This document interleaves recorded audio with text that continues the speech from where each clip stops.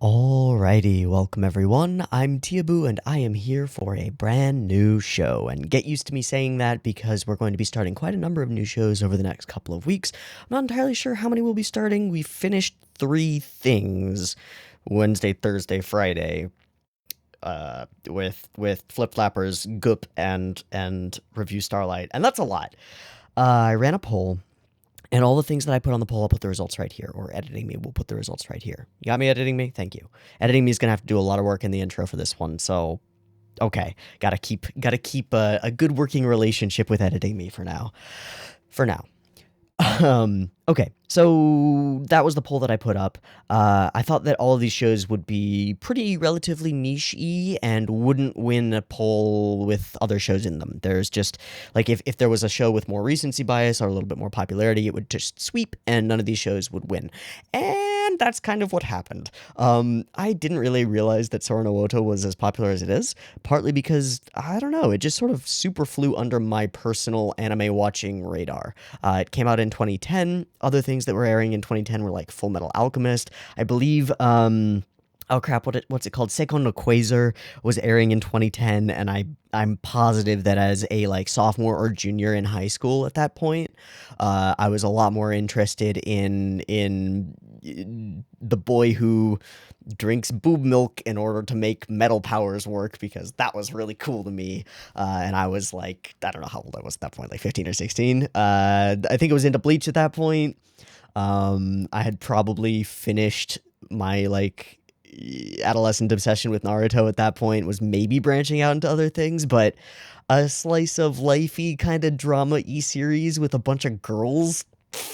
No, I'm not gonna watch that. Why would I watch that when I can watch like a real show like Bleach? Sometimes we regret things in our past, but that's okay. That's a part of life and growing and all of that jazz.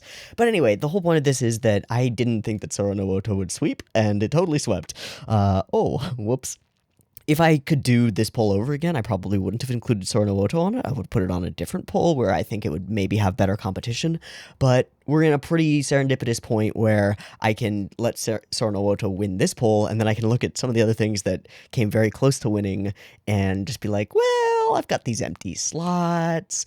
Well, let's watch one of them. So I will just say this straight up to inform people who are maybe wondering what I'm going to do for the other two slots. One of them will be Princess Tutu. That's just like, that is hardcore a given. I don't know whether it'll be tomorrow or on Friday, but one of those days will be Princess Tutu until we finish Princess Tutu. Nana, on the other hand, is a little wonk because we've got two long-running shows on the channel right now. We've got Yu Hakusho on Saturday filling long-running shonen, and we've kind of got Natsume Yuujinchou on Tuesday filling long-running drama. And I feel like there would be too much thematic-y overlap between Nana and Natsume. Or not thematic-y, but vibey. I know that it's a deeply different show and that it's like it's an ongoing serious dramatic romance, and it's probably very different from Natsume, but that's a little too much of ongoing long-running shows for my channel for a specific period of time. So I want to keep things shaking up, and I want to keep a good balance of slots doing like one core shows and a balance of slots doing longer running things. Okay? Okay. Hopefully that makes sense to you. So there's some spiely stuff. Look forward to Princess Tutu if you're looking forward to Princess Tutu, because that's probably the next thing on the docket, and I don't know what I'll do for the other remaining slot. It may just remain like empty, or a thing for me to do like random things, or a hope for me to watch seasonals on it or something, because I do want to watch some seasonals, but I need to figure out something that's better than my current treasure hunting thing. I know that there's been some like backlash in the comments about treasure hunting kind of falling apart, and it is, and that's because I just can't do it. It's too much, and it's too bullshit, and there's too much risk involved. Like, treasure hunting is going to inevitably result in copyright strikes, because I don't know what shows are copyright strike problemable. It's not worth it, man. It's not worth it. But there are good seasonals often, and I like watching certain seasonals. Like, there are experiences that have occurred on my channel that wouldn't have happened if I wasn't doing treasure hunting, or at least keeping an eye out for certain seasonals. Stuff like the Ken watch, which I wouldn't trade for anything, right? So I'm in the middle of a transitional period on that front. We'll figure it out when we figure it out. Sorry. Okay. Now, we've talked about housekeeping-y things and poll-y things and other things, but now we got a show to watch and we haven't talked about it at all. Partly because I don't know anything about it at all, and that's wonderful. Oh god, is it wonderful. Because this totally flew under my radar, I don't know anything about Sora no Woto. I've heard it mentioned in passing. I've read one-sentence blurb. I haven't read the mal synopsis. I know nothing. I know bugler wartime. Those are the only words that like popped out to my brain out of that one sentence, like not even a synopsis, like super minor summary thing that I read. And I know that I've heard it mentioned in passing like once by DigiBro, because Digi hates A1 shows, and he was like, Sora no Woto is like maybe the one A1 show that's like okay, because he's Digi and he always does that. But all right, whatever. That's all I know about this one. Oh shit, that's all I know. I do think I've heard it mentioned in passing, maybe it was by Digi, as like a fake K-On, fake KyoAni looking kind of show, and it does. And we're going to talk about some of the images that we see, because those, I think, are useful information going in. Promotional materials are something that I don't consider like spoilery. I consider them a way of gaining insight into what the staff wanted to convey about their show before you watch the show, right? I talked... where was it? It was in Chuunibyou, the finale of Chuunibyou Season 2, which was rough. In the finale of Chuunibyou Season 2, I talked about a concept that I've been brewing called, like, there's a contract that occurs between a creator and an audience. When the creator advertises that a piece of media, like, there are a set of expectations that are laid down. And I think that it's important to adhere to those or subvert them in some meaningful way, and not to just fuck up and, like, pretend that your show is a cute slice of life and actually it's horror, unless you're doing that for a fun effect like Madoka, right? So, yeah, I think promotional materials are really important, and I think that there's a contract engaged into between an audience and a creator when advertisement occurs, and the audience decides to watch a show because of that advertisement, okay? It's equivalent to a social contract, is the way I'll put it now, and we might flesh out that idea later, but it might not be relevant. But I want to touch on it at the beginning, because it's a good foundational thing for me to touch on later. And be like, hey, they did a good job, or hey, they fucked this up. We'll see. Okay, we do have a bunch more stuff to get through. So, wartime bugler pictures. Do I want to talk about pictures first or staff first? Let's talk about pictures first. Boom. All right. So, I've got the mal page with all the pictures on it. You can go and follow along if you want to. Editing me will also edit these in here so that you know what I'm looking at and talking about when I'm talking about it. There are a bunch of promotional pictures. Cool. First one is, I assume she's our main girl. She's framed in the center of most of them, and she seems like the main girl type of character. She's got a little blue hairband in her hair. She's wearing a military uniform as expected. She has a bugle as expected because she's a bugler. Prominently in the background is the sky. It's pretty. It's rendered very nicely and watercolory. It's very bright around her, almost as like a halo or a light from her. And then there's fisheye around her, which gives this like wide landscapey feel, even in a narrow frame, which is kind of cool. And she's framed above this expanding out town behind her that looks moderately European-y. I don't know. It looks European-y. I would expect that to be a town in the kind of world of Violet Evergarden, kind of like that sort of an era, but maybe not actually in that era, maybe different alternate history type things or whatever. Okay, cool. That's good with me. Next one. This one's simpler, but pretty. It's big sky. I think it's like early morning, super early dawn. There's like mist over the forest, and she is standing upon like a cliffside or a big outcropping. There are some buildings and towns and things. One of them looks like an almost a church steeple or something, a largish tower. There are buildings back behind, and she is bugling out into the void. Whether she's actually bugling out into the void, kind of blah, blah, blah, blah, blah, blah, blah, blah, kind of Hibike style, kind of what certain characters in there might do when they get really emotional, because they do that a lot. Or if she is bugling to wake up the army at dawn, I don't know. But I would assume one or the other, but we get the vibe of one and the possibility of the other. Cool. Next one is probably the weirdest of this entire set of promotional images. It's all five of the major girls that I think are going to be main characters. We've got, and we'll talk about the five of them because there's a strong probable setup for like a five-man band type of thing. And I don't mean like a five-man band, I mean the trope five-man band where you have specific roles embodied by specific characters and you can predict what they're going to be and how they're going to interact, just because it's a strong foundational thing for a five-person group of people. It's the same thing that functions in K-On! It's the same thing that functions in a lot of cute girl shows that have 4 to 5 characters. But this one's very interesting. It's a unique style. I would call it a flat style, not hyper flat, but flat.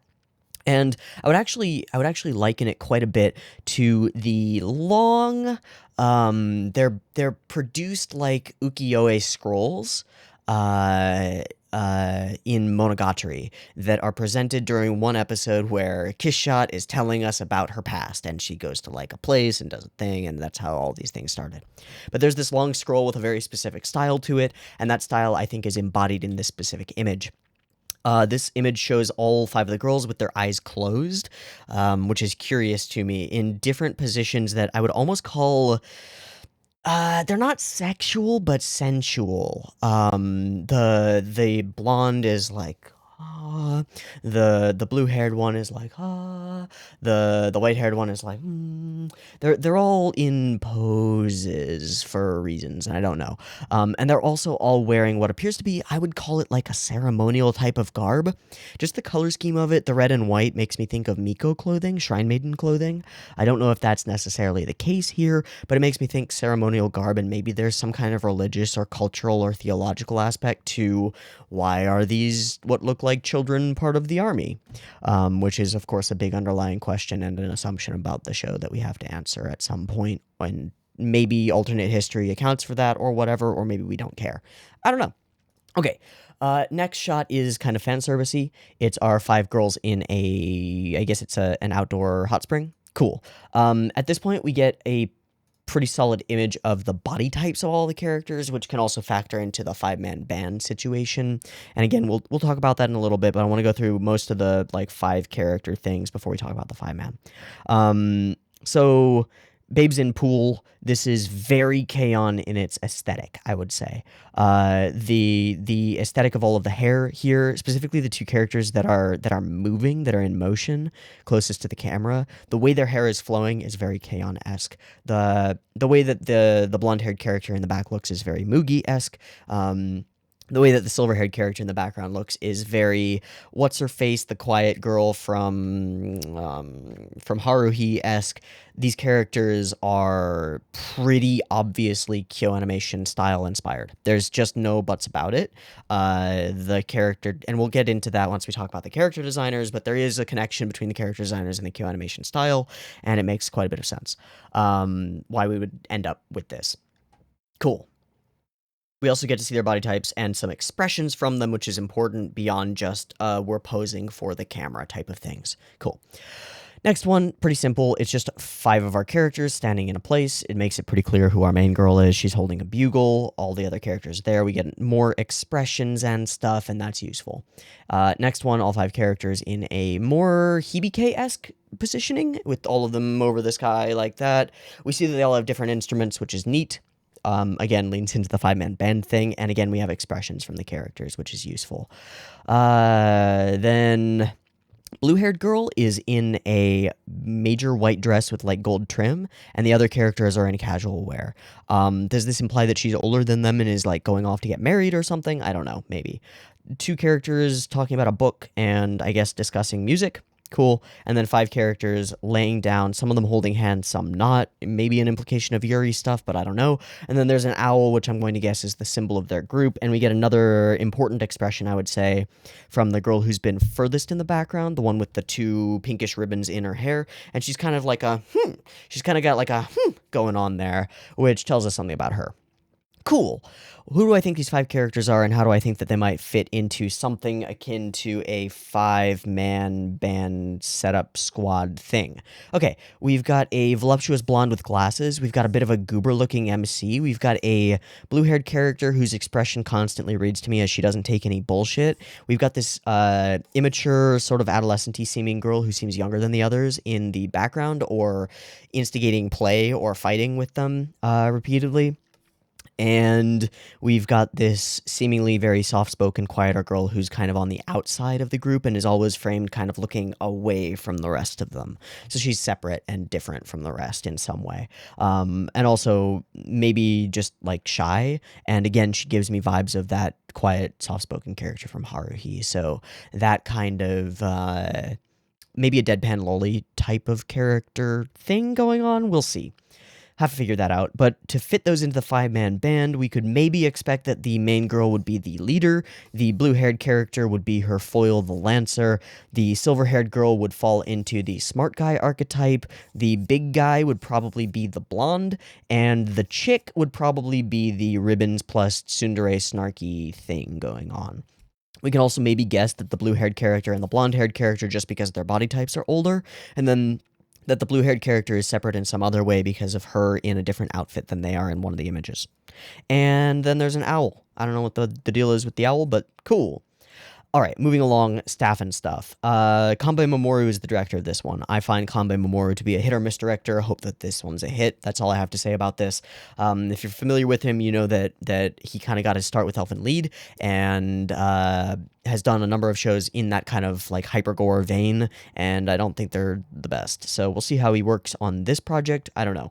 The voice staff on this, or the voice cast on this show is fucking stacked. Aoyuki is playing a main character, Hisako Kanemoto is playing a main character, Yu Kobayashi is playing a main character, Aya Endo is playing a main character, and Eri Kitamura is playing a main character. All 5 of the main characters are stacked, and I don't mean their character designs, but I also do.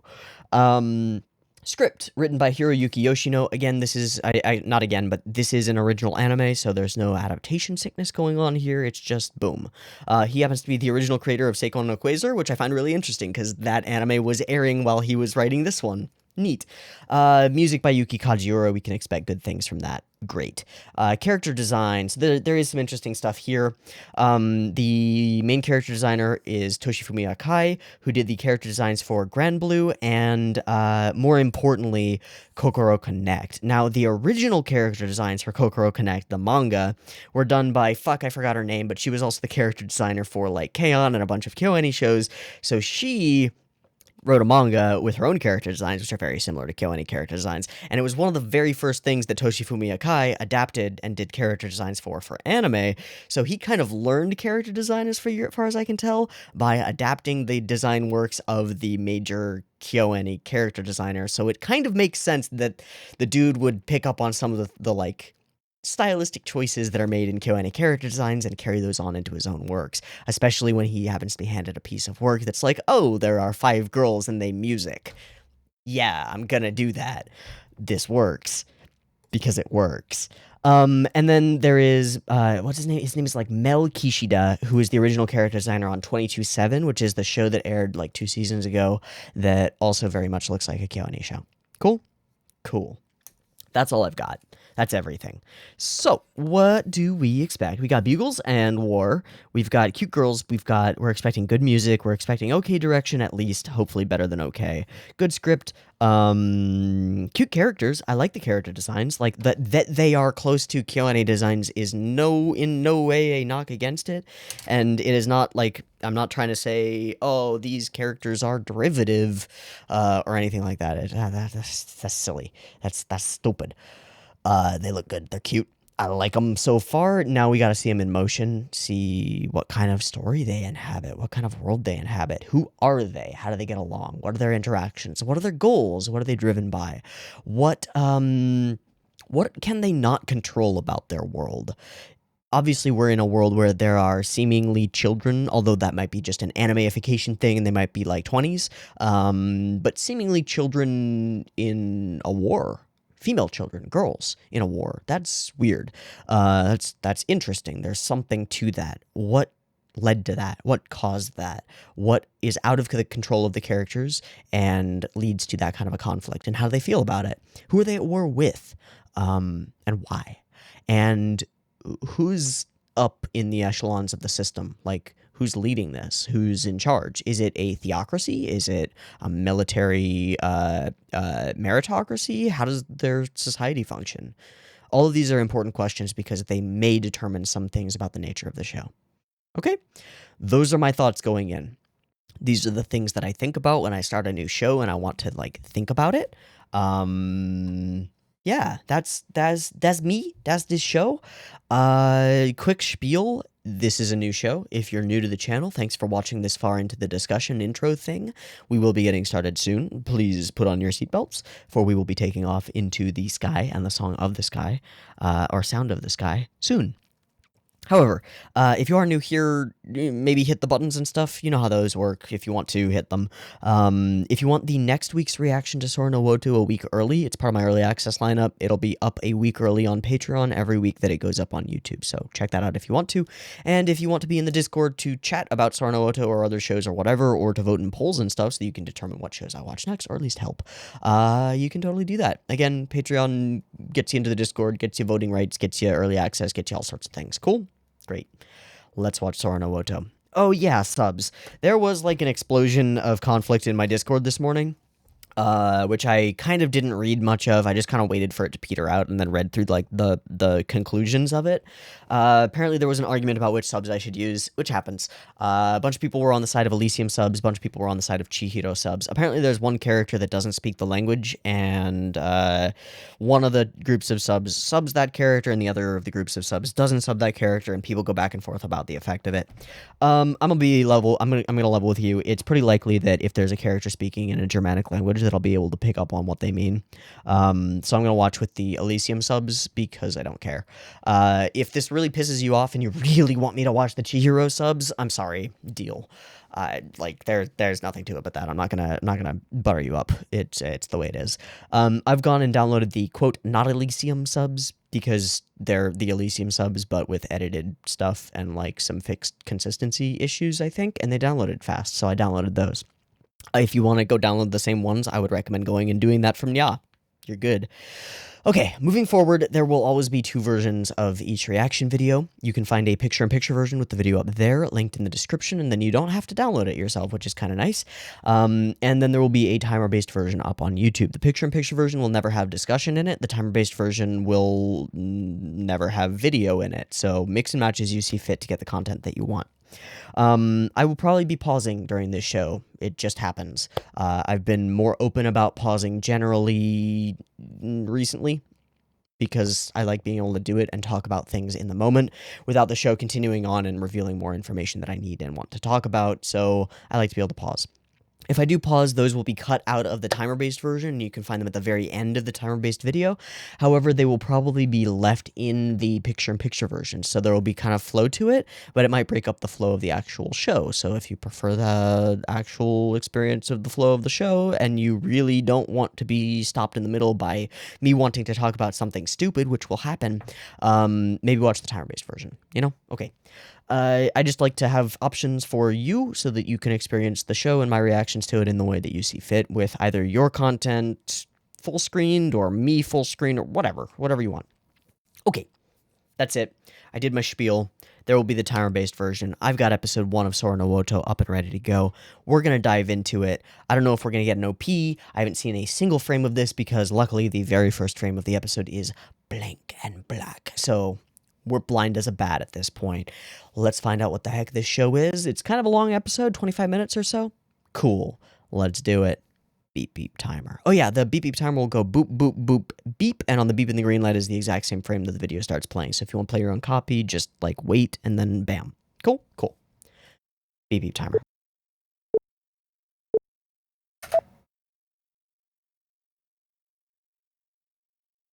Okay, so this is the similar style to that one picture with the dresses.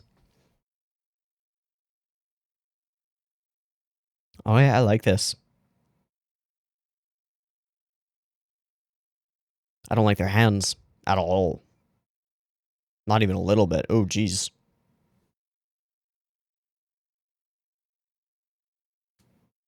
Hmm.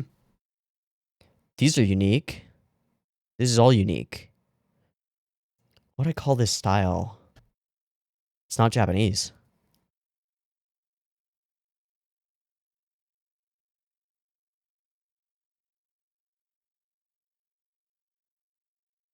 It's also super reminiscent of Revue Starlight because of like the jewels and the jewelry and the bracelets and stuff.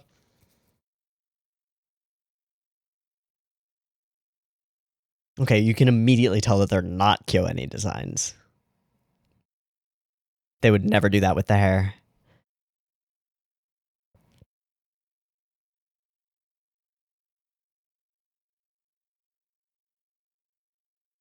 Call forth the morrow, so bugling at dawn.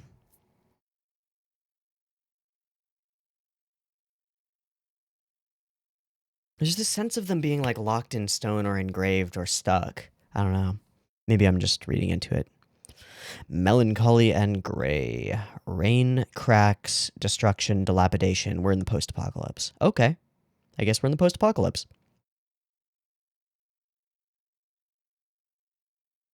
Hello, crying main character before the events of the series. I like the spot coloring on some of the blue elements there. That was cool. Oh, hello. Inspiration via bugler. And again, spot coloring. What's that? Egg pendant. Oh, full color. Okay. It's a billet. Mistral. Sanami Kanata? Jesus Christ, that's small. I'm so glad I have good eyes. Okay, we're in alternate history. Those aren't normal cards. When did the apocalypse occur? Is that Campbell's chicken soup? Nope. Okay. Grateful, happy, adolescent, immature. Okay, it's a failed war. Worthless war. Draft is over.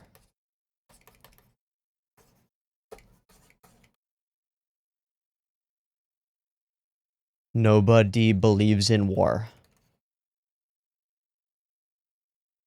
Okay. Uh-huh.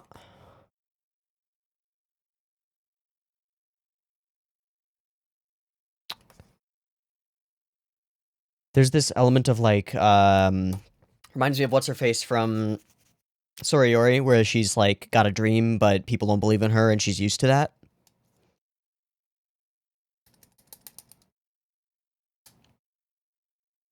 One, two, three, four. 1, 2, 3, 4. Okay. Yikes. Okay, she loves writing her name on shit and then sharing it. Drawing lots for drafting and where you're gonna go.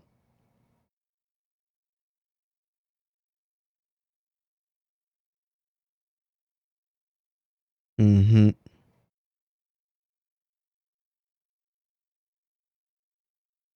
Deciding your fate? Probably. Huh. You must choose.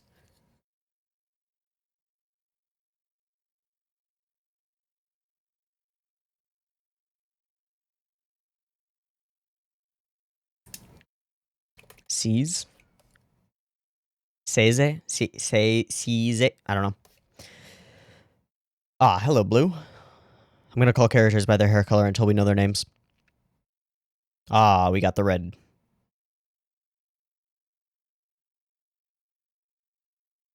Okay, so the 4 of them are choosing something on their own, and Blue got the red card. Is that to handle the rookie? Yeah, yeah, that's to deal with the rookie. Okay.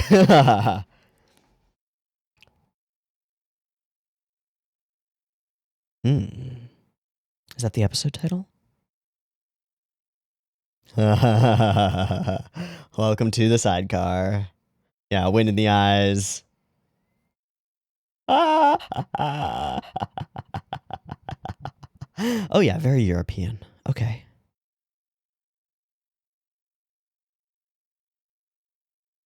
Says say I'm just gonna write it out phonetically. That dude looks familiar. I don't know to where, but he looks familiar. The time heralding Bastion. Okay, that makes sense. Play the notes for the times.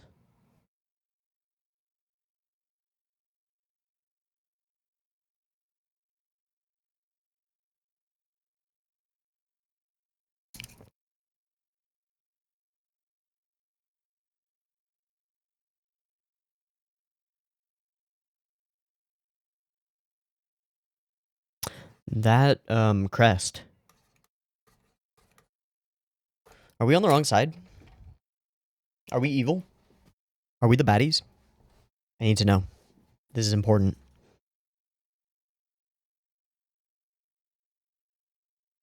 Because we could go the entirety of the story without ever knowing, right? That could be a big twist at the end if necessary. You want to be right on time.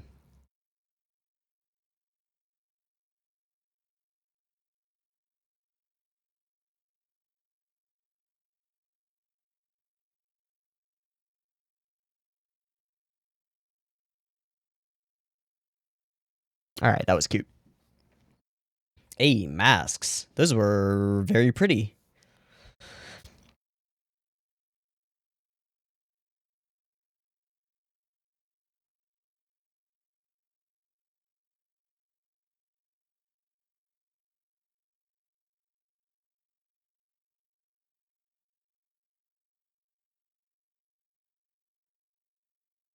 Getting some really interesting peaks and valleys here.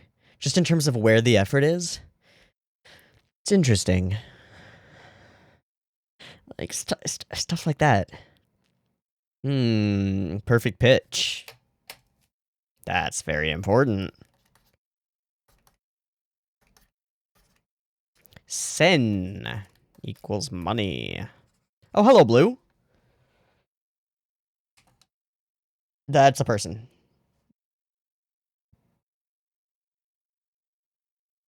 Okay.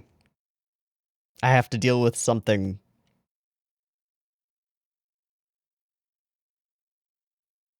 Okay, who's that voice? Blue, who are you?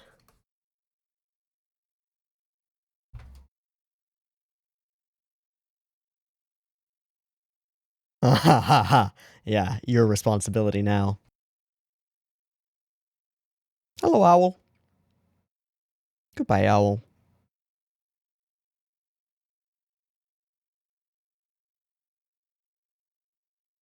Oh, there she is in the background. That's fun.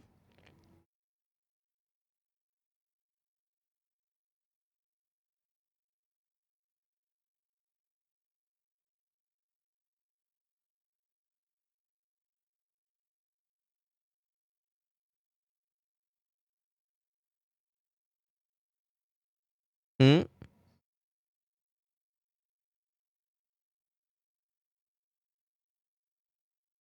Oh. This is like the tomato throwing festival thing.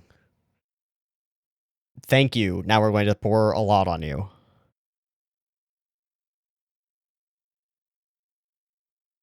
Yeah, what kind of festival have we walked into exactly? It's a gratitude festival.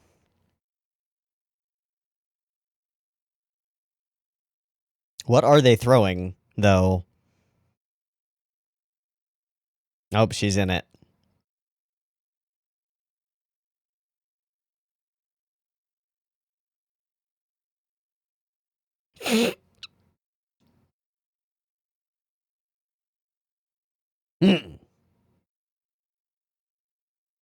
Hello, Kit Kat. Blood in the streets. Actually. You gonna get splashed, girl.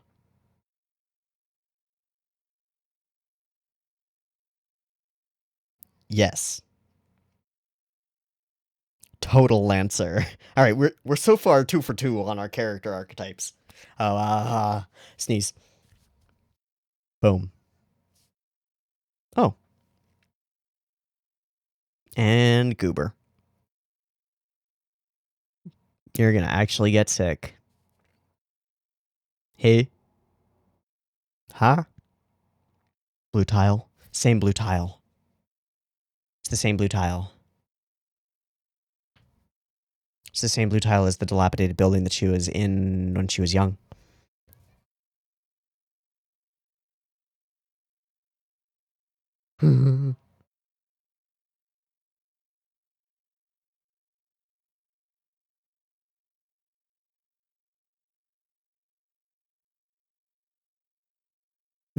Please explain.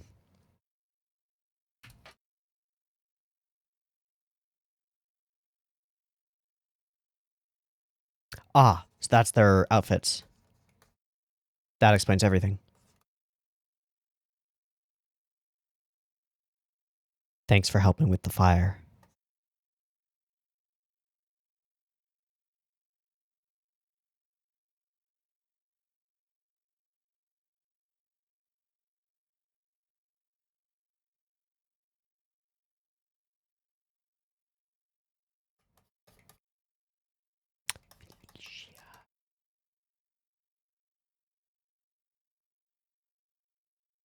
Oh, yep. Yup.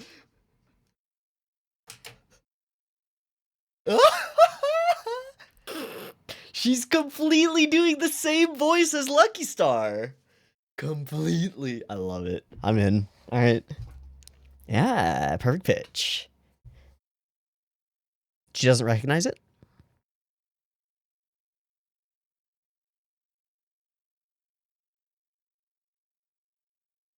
Hyper positive.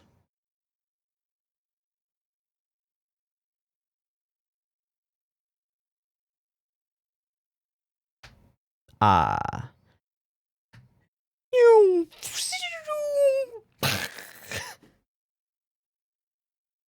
Hmm? That's a weird way of saying that. Oto wakaru no ka? Like the art of music is in existence?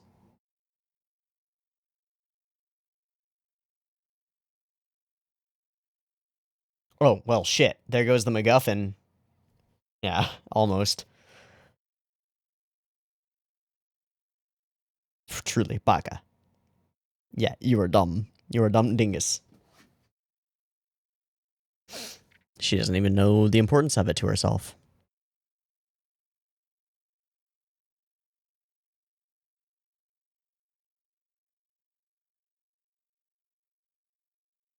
That scene was weird.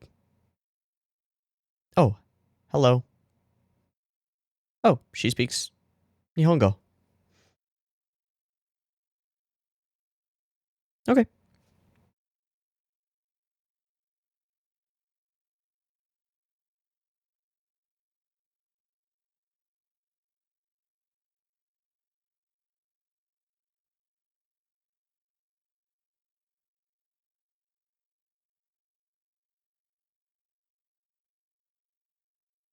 Gotta hunt that owl. It is a symbol of the show.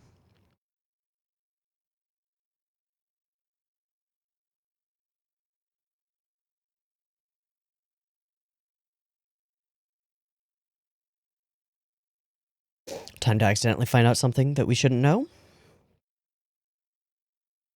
Seems like a setup for it. Seems like the music for it.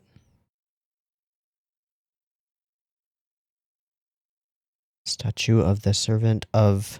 Okay. So she has a duty and an insert song. Cleansing ritual? And in French.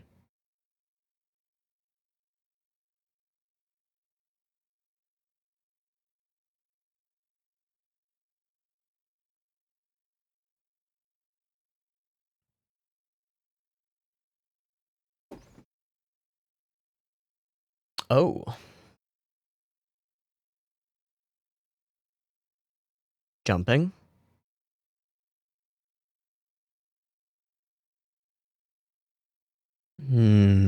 Story over it. Okay. Mukashi Mukashi. What it is today.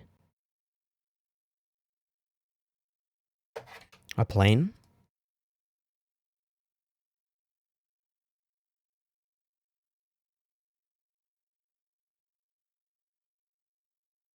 Nukes?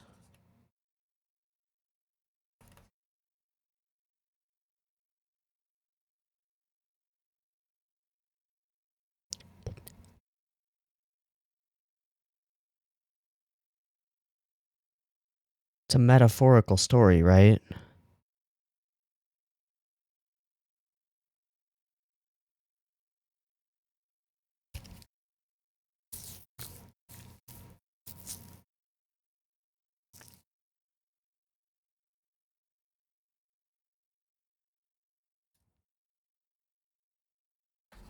Spider tanks?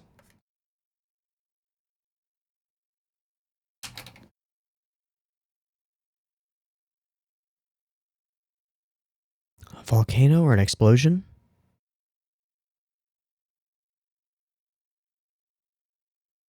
Embrace the demon's head.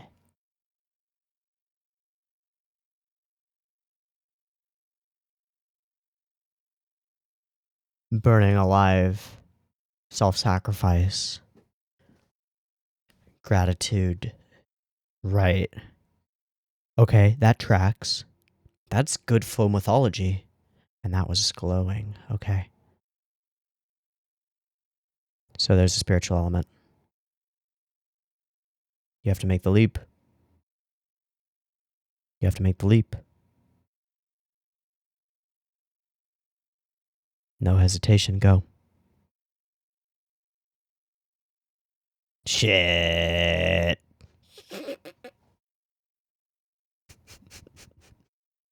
What's underwater? What are we about to see? The ruins, the ruins, the ruins, the remnants, the ruins. The history. The reality, the truth. Wider, wider, wider. Yeah. It has real bones. It's not a mechanical contraption. That's a real thing. Okay. That changes things.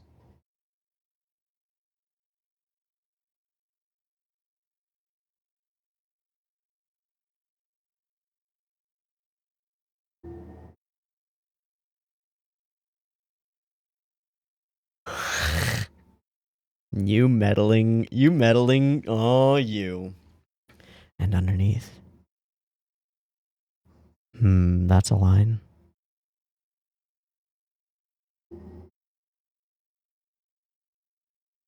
Change, something, something, something. Oh, she got it, okay.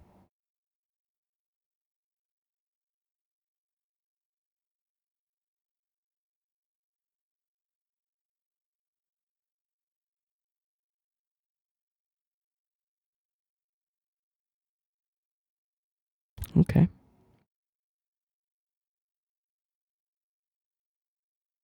And she hasn't met her yet. Wait, is that not Felicia?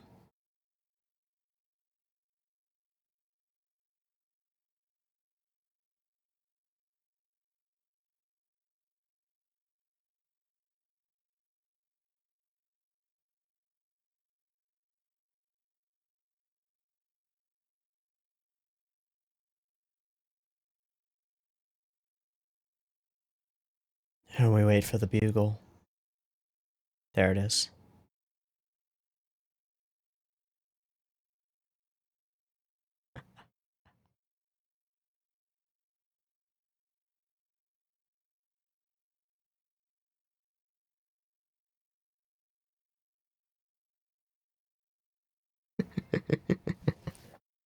And someone else will pick it up.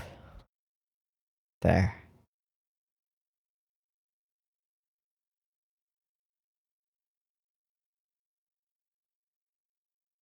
Connection through music. Okay. Well, y'all know that's a thing for me.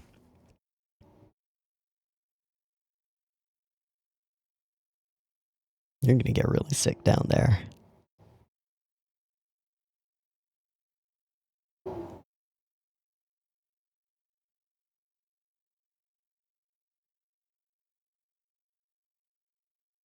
You're safe.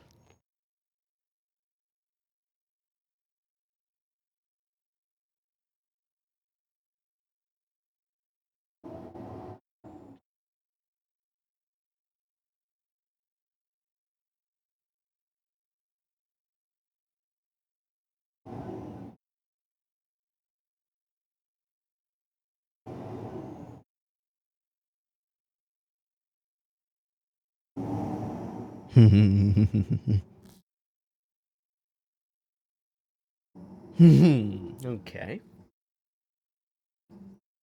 Good luck. It's more than that.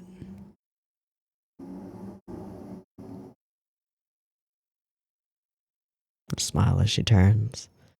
All right.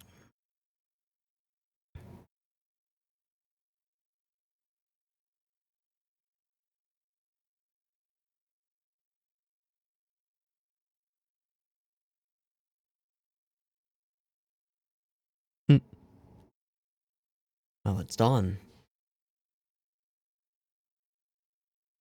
Will it be?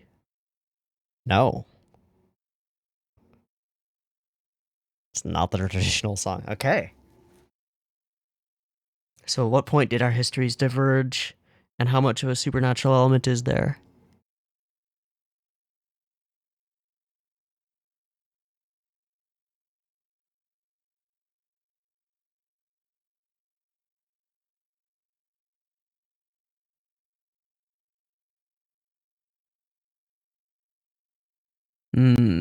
Title drop.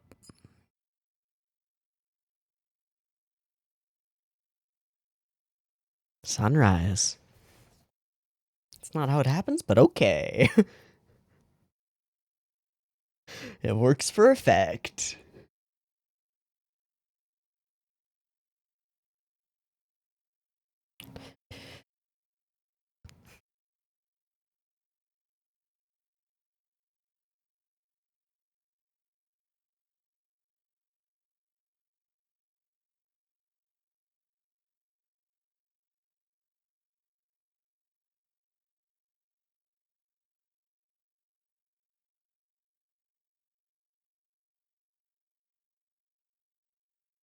Mm-hmm.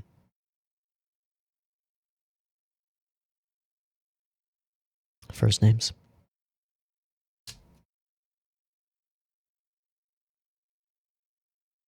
Fair enough. Mm. Mm-mm. Oh no. How do you have perfect pitch and sound like that? Oh, okay. Everyone's like, ha ha ha, the new bugler's here. Oh boy.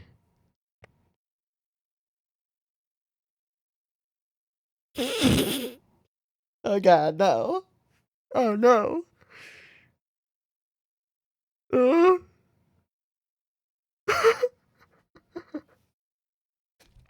I would kind of expect that this is the OP, and that was the ED that we saw at the beginning. Maybe not. This does have an ED vibe too.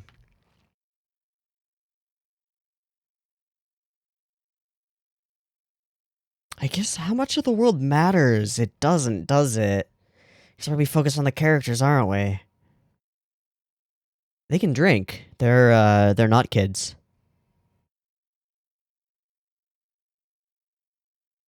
I mean, I would assume that Rio isn't, and Felicia isn't.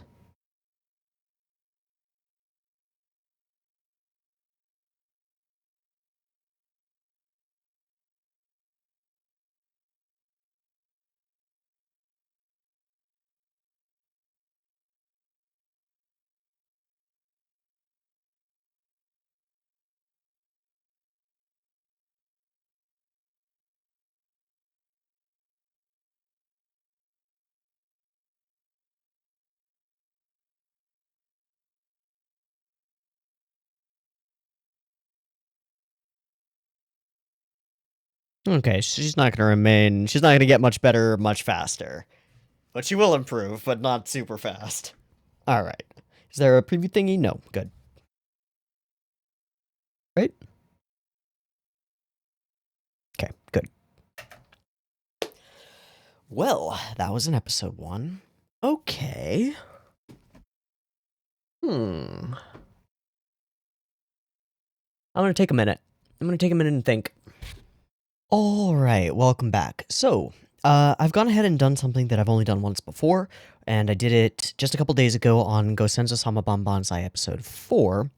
I've been having issues in discussion when I want to skip around a lot and talk about a lot of things, because VLC will crash and break and burn, and if I, like, skip around too many times or whatever. So I've gone ahead and I've remuxed and then imported Sora no Woto episode 1 with subs and everything into my editor, into DaVinci Resolve, so it's actually like this. Yeah.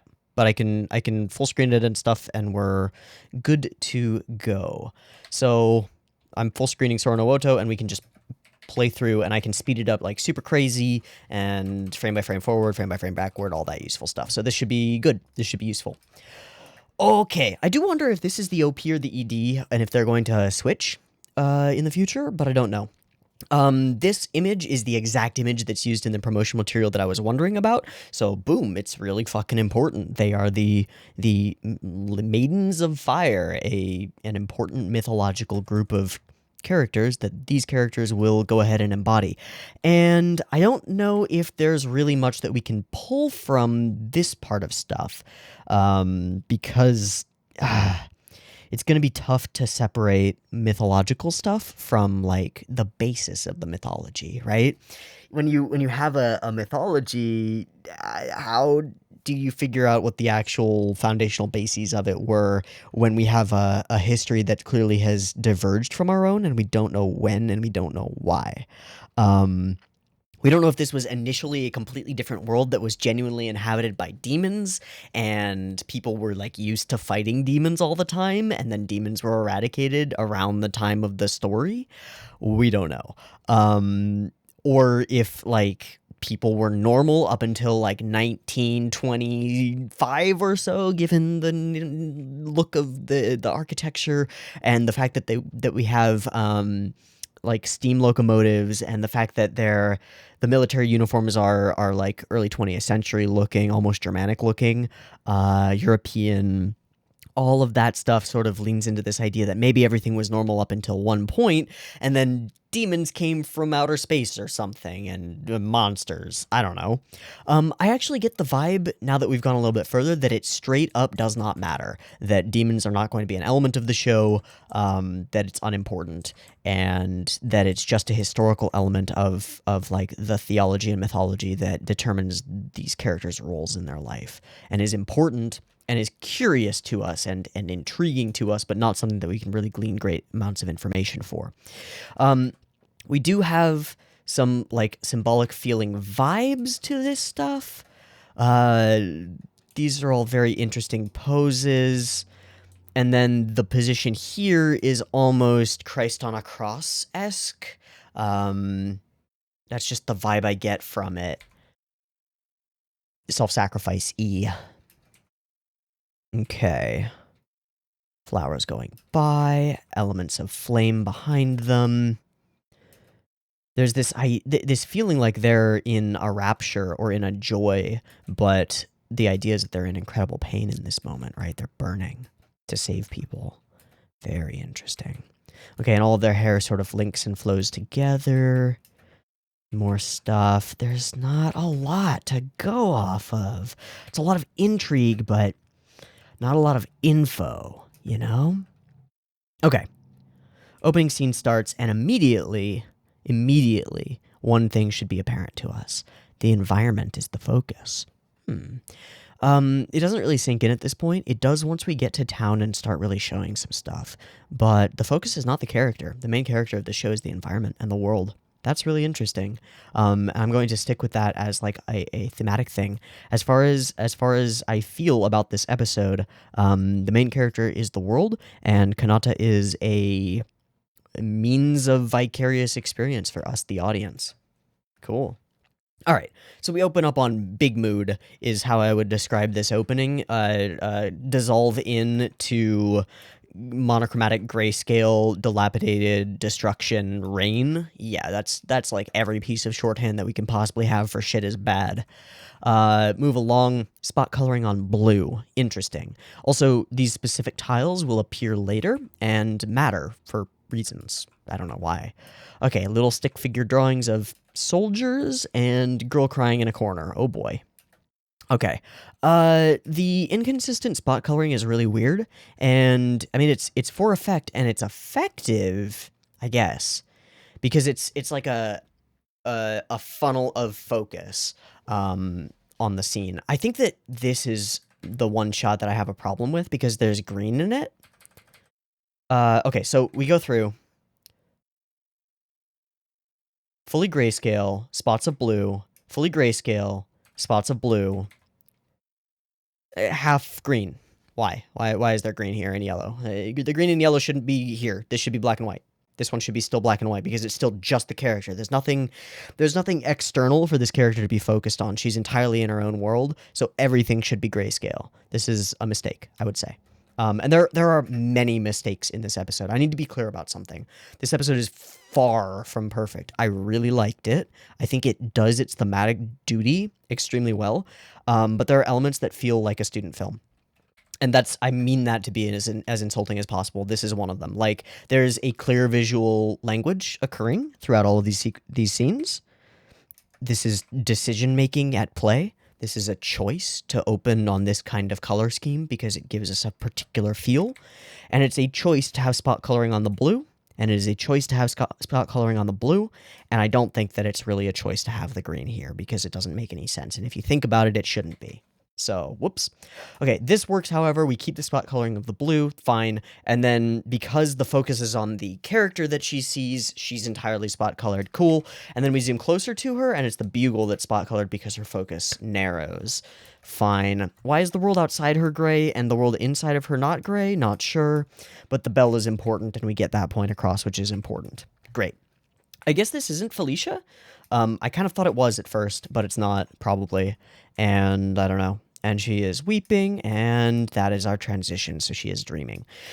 She has her name tag on, like, everything. I don't know if that really says much about her as a character. What it makes me think of is, like, an elementary schooler, actually. Like, somebody new to the idea and going out into the scary world and afraid that their paltry personal belongings will be taken from them. It's interesting. It's interesting. She's also a bit of an outsider from the get-go. There are all of these characters there. It's been almost half a year since the armistice was declared. So there's an armistice. The war is now moving into truce. We're in a transitional period from wartime into peacetime, which is awkward and difficult in general. We immediately see these cards. They're not like any cards that we have in our universe. Boom, we're in an alternate history. Thank you. This is very helpful. I think this is very helpful that we're in an alternate history, but there are elements that are, like, not, because there's a jack and an ace and a 9, and so we're in a 52 card deck of cards, but they're different and they're weird, and the suits that they have are different and weird. So, like, Queen of Arrows, 6 of not 6 or 9 of bamboo, right? Like, that's what those are. I don't know. They're different. So, different world. Cool. This is part of the thing that's done really well. And I should probably, before going too far after saying what I said, I should probably step back and say that the things in this episode that feel like they're a student film-ish or feel like they fall apart a little bit are not the focus of the episode. The focus of the episode through and through is introduce the characters, but more importantly, flesh out and paint the foundations of the world. And every part of the episode that does that is focused and driven and, like, specific and accurate and right and good and high quality. That's part of the reason that when we got to, it was a little ways into once she gets to the town, I said something along the lines of, we're getting some really interesting peaks and valleys here. And I mean interesting peaks and valleys because it's clear that there isn't enough budget on this show to make everything glorious. There just isn't. Watch episode 1 of K-On! Just go watch episode 1 of a KyoAni show and you'll understand what I mean, because in episode 1 of a KyoAni show there is the budget and the time and the just time and scheduling to flesh out every element. There is not that here. That does not exist here. And so the staff clearly had to do triage, and they had to focus on what they had to focus on, and they chose to focus on the world and the history and the environment and the universe and the world building and stuff. And that's fine. There's nothing wrong with that. It does mean that you sacrifice some other things in other areas. Cool. Fine. Sure. No problem. All right. So we awaken to the voices of our future fellow soldiers, and they immediately address us. Here, your share of the spoils. We're kind of welcomed. He's got a... Is that Hito? It is. It's Hito, right? It's man? Yeah. It's the kanji for Hito, for a person. We don't see any of the others' arms, so we don't know if that's a choice by the character, or if that's like we're all in the Marines, you know? Just don't know. It's a weird thing to have tattooed or scarred onto his body. It actually almost looks like an engraving or a scar, but it's so minor and in the background that it's really hard to tell. All right, he tosses her a thing. It looked to me initially like one of those microwavable plastic cups of Campbell's chicken soup, and I was gonna be like, "Holy shit, that would timestamp everything. That would date everything about the story." It's not. It's caramels or like toffees or something. So sucre? Okay, something sugar, something passion. Okay. Cool.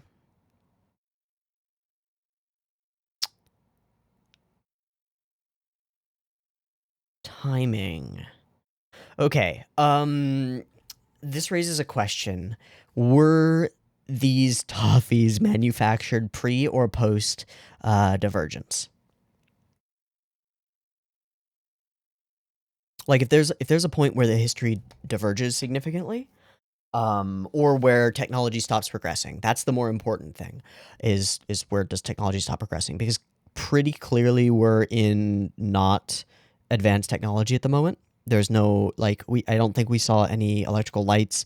We've got coal-fired trains. We're clearly working off of old technology and moving it forward. So were these produced pre or post? I think because of the scuffs and scrapes on the wrapping that we have to assume that they were pre. And I think that because she says, oh, these are so expensive, that we might not have the tech to mass produce candies anymore. And then more importantly, that would be a printed wrapper, a mass-produced printed wrapper. So when were mass-produced tins with mass-produced wrappers coming out? And is this based on a real-world toffee brand? Or like a caramel brand? I'm curious. Caramel brand running race. Caramel brand tin race. Toffee brand tin race runner.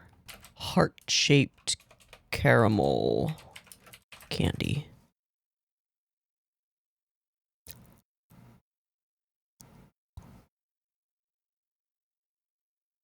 I found them. Glyco caramels. Oh my god. Okay. Oh, there's a history page on the site. Fuck. Okay. Oh my god.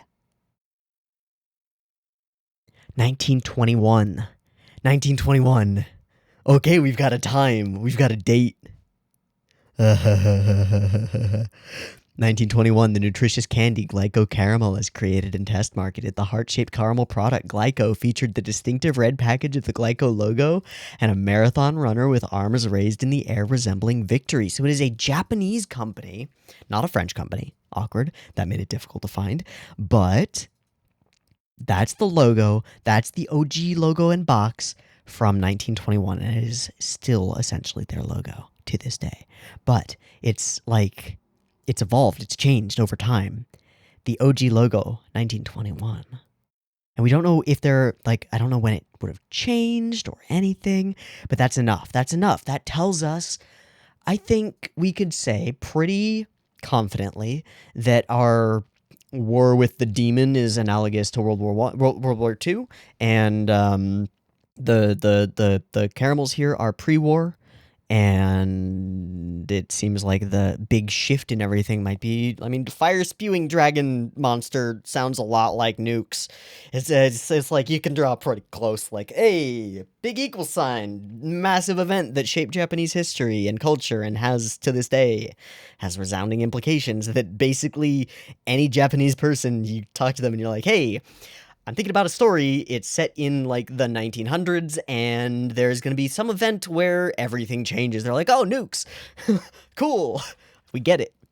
Okay, this gives us a bit of a time and date. Sort of. Kind of. Something so expensive. All right, this also reveals stuff about our character. She is hyper optimistic and positive and almost Pollyanna-esque. Very reminiscent of Yui, and I don't mean that in a bad way. Just like she's reminiscent of Yui. Okay, and we get snark from the characters about war. This is interesting because it teaches us what the populace's opinion of the conflict is. We know that the conflict is in armistice at the moment, which is great. Yeah, also, very similar situation to Violet Evergarden's beginning with like, oh, truces have begun, but there may be shit.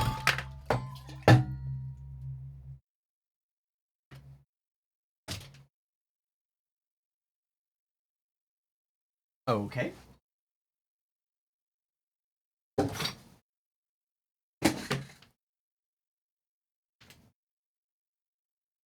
Just gonna put a towel there and let that dry because I just spilled an entire bottle of water on my side table. Shit. Well, at least it's like 90 degrees in this room, so it'll get dry pretty quickly. Yay. But yeah, we get some snark from these characters. We understand how they feel about the war, which is that the whole point is just to retreat. Like, we're just waiting to hear the retreat signals. We go to a battlefield and then we hold out for as long as we are required to by our probably incompetent superior officers, and then we are finally told to retreat, which is what we've been waiting for the whole time, and we want that to happen sooner, and we want to hear it fast. Also, more information. So basically, every character's lines in the entirety of the episode are exposition about the world, which is a lot and cool. I mean, again, that's our focus. If we're choosing to focus on building out this world, there's no better way to do it than to have every element of the episode be focused on building out the world. Sure. Rare to see a new recruit because the draft is over. Oh, so she's weird. Beyond weird, she's volunteering to be in the military that most people don't want to be in, and the draft is over, so she's super weird. Driven, and we get this vibe from her expression. Yeah. And the way that she says, yes, I wanted to learn how to play music, and then they're like, what? That's crazy, girl. Why would you do that? That's stupid. Huh? And then she is taken aback and then falls into what seems like a practiced routine. Like, oh, right, I forgot. People don't respect me for my goals. I'll just be like, well, whatever. I still want to do what I want to do. All right, where is my thing? Hello? Can this go away? Thank you. I want to learn how to play music. What? I mean, sono. And they appreciate her honesty and stuff. Good luck with that, all that jazz, but that's it. Okay, landscapes. Focus on landscapes. They look pretty good. The train itself looks like crap, but the landscapes look great, so I don't care. Boom, boom, and then hair. 3. Oh, there are more than I thought there were. Okay, there are 2 loops. Okay, cool. This one's just 1 though. Yeah. I don't really like either of these cuts. I think they're both pretty bad. In terms of hair movement. I don't feel like it matches the speed of the wind going by, given that we're traveling in a train, traveling pretty fucking fast. I don't think it matches the speed of the wind going by, and I think it's too jerky. It actually, what it reminds me of more than anything is what happens when CG character hair goes brrr and clips. Let me find a random MMD. Yeah. Okay, so I just pulled this one up. I grabbed an MMD because MMD Miku Miku Dance as a program is really shit about this. It's so bad with clipping. So that makes it useful for our purpose here at the moment. This is just like the beginning of a Ruby one. I chose the Ruby one because like the hair is complicated and always bad in the MMDs for it. Let me mute it. I don't want to hear the music. And we just went to a Critical Role video, which would be great, but we're not watching that. Let me mute this. Cool. Watch Yang, the blonde-haired one. She does like a little dab here thing. She moves to the side, and then her hair goes wonky. Okay. Okay. I mean, you can see it in Blake's hair as well. It's like flickery, flackety ring. And then here we go. That shit there. That's what Kanata's hair looks like when the wind is blowing through it. It doesn't look super good.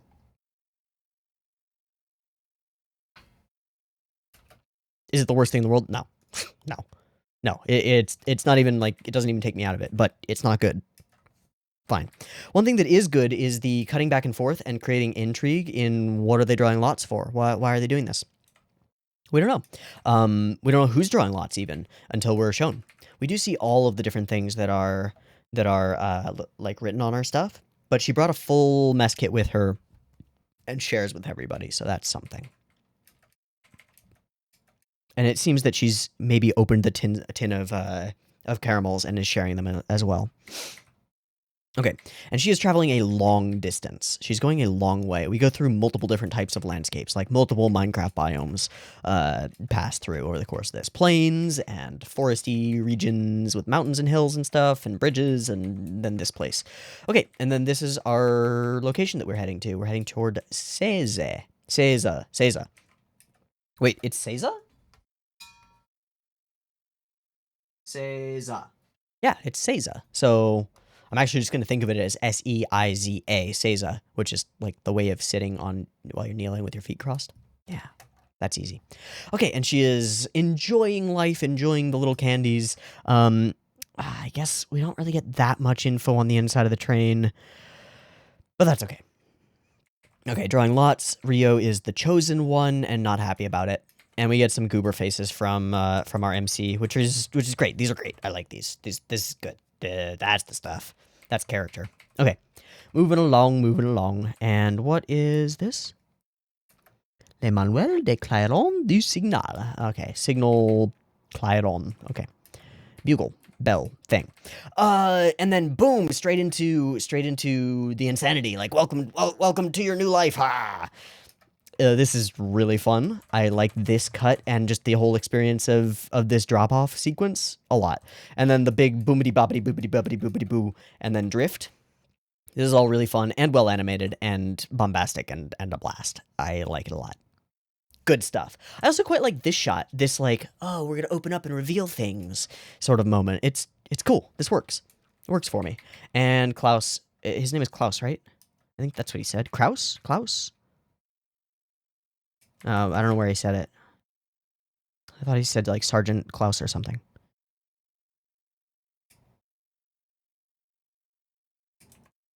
Okay. He's very familiar looking. I don't know to whom, but he's familiar looking. And then there's their crest. Army of Helvetia. And it's French. Ish. Yeah, so what he says is exactly what he says. And okay, so I see this symbol and I immediately think Nazi Germany. Like, yikes. Bird of prey sitting with talons upon a crest seems like a thing. Although I think no, because that's sitting on like the crest of the swastika and stuff, so it's super different. Okay, cool. Yeah, all right. Okay. Doesn't seem to be specifically based on a real-world particular example, just an amalgamation to create a believable coat of arms. Cool. Boom, stamp, clap, bam. Lovely. And away we go.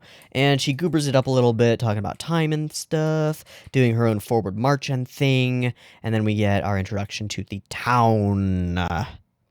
And this is where things really take off.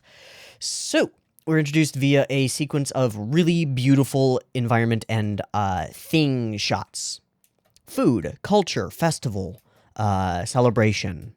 and then the masks. The masks are beautifully rendered. There's a care of detail to them that is special and specific. Yeah, normally anime masks at a festival are just like a rack in the far background that you maybe see, and maybe a character's like, I want the goofy one. Never like this. So that's interesting. That's an interesting peek. Background characters, not super well rendered. Even foreground characters, when we do show them, not super well rendered. We use a bunch of still shots like this, and this, and this, and yeah, okay. Bunch of still shots whenever there are people around.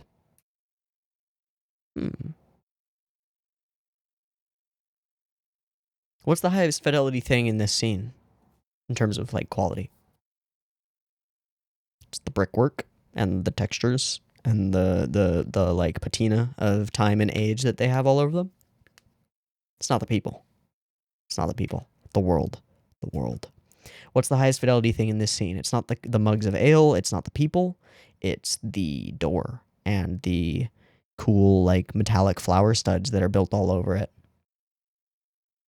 And the rust on that metal like trapdoor thing on the left. That's the highest detail stuff in the frame. Next, what's the highest detail stuff in the frame? Well, it's the dilapidation of the wooden door with the paint falling off of it over on his left side. And it's the rusted, dilapidated metal thing over on the other side. Those are the highest quality things in the frame. It's not the people. It's not the thing he's holding. It's nothing.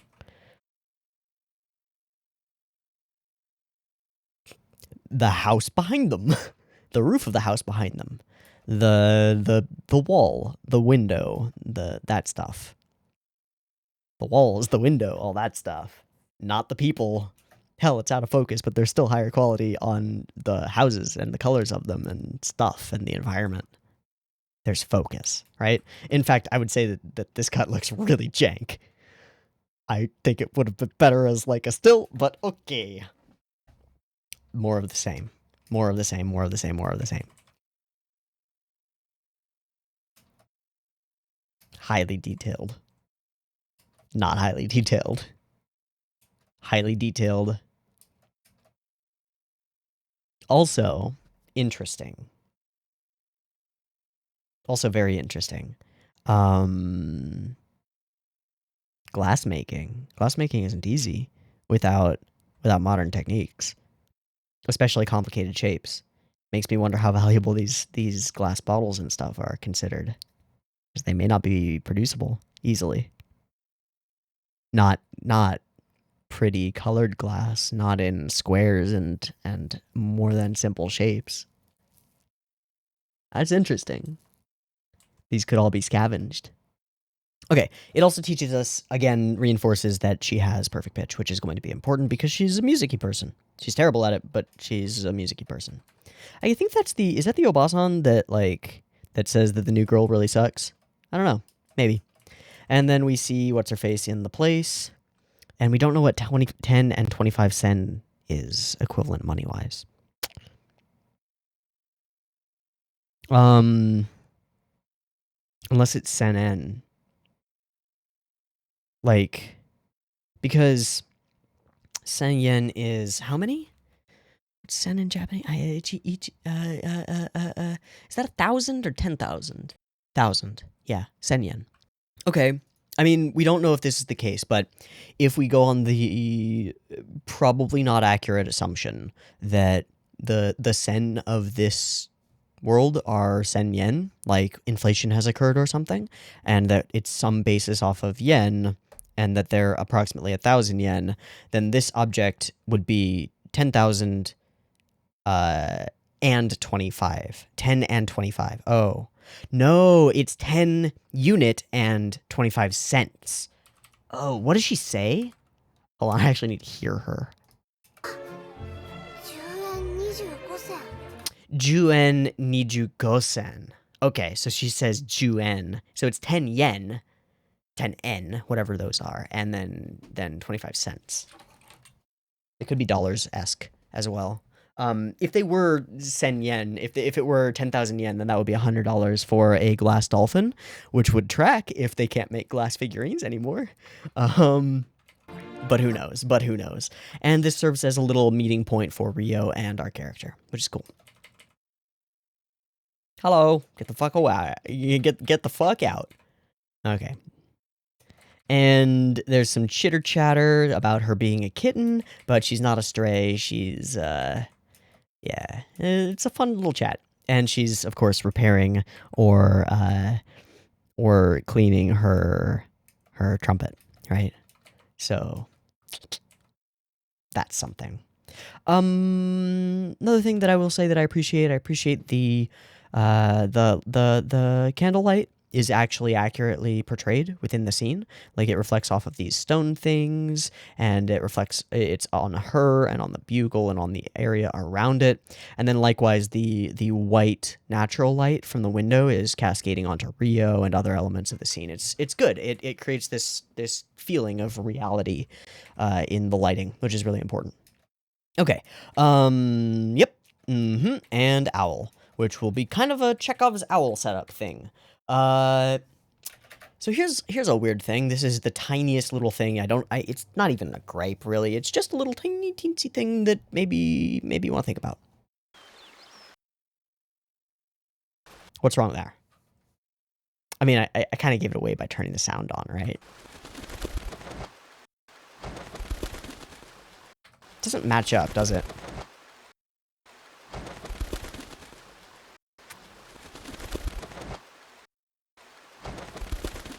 Now, one element is really good. We do get this Doppler effect as it comes really close to the camera and almost like pops on the camera. Like,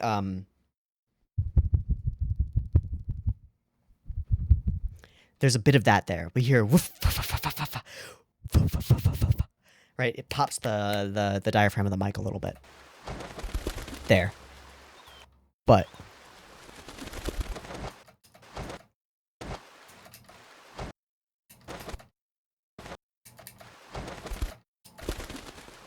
it's not quite right.